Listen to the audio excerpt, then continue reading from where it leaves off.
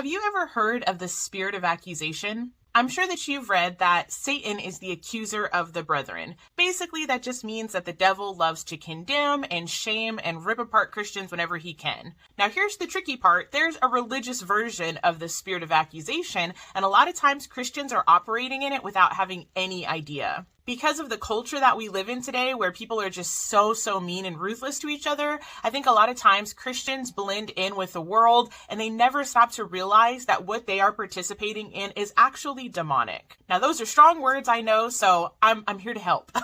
What we're called to as Christians is edification. What Satan wants that to turn into is accusation. I made a little chart and I'm going to tell you some of the differences between edification and accusation. It's super simple. When you think of edification, I want you to think of helping somebody. When you think of accusation, I want you to think of tearing somebody down. So let's look at each category. Edification, basically the mindset is we're on the same team as brothers and sisters in Christ, and I see something that I'm concerned about and I want to help you so that you can get better. In order to edify somebody, you're not assuming the absolute worst about them. You're assuming that they're probably doing the best that they can with the information that they have, according to their life experiences, and so many other factors that has created the person that they are today. As you talk to them, you want to try to learn where they're coming from, maybe a little bit about their story so that you can understand them better. Ultimately, it'll look like two brothers and sisters in Christ talking. Even if there are intense agreements, it doesn't have to mean the end of a friendship. It doesn't have to mean cancellation.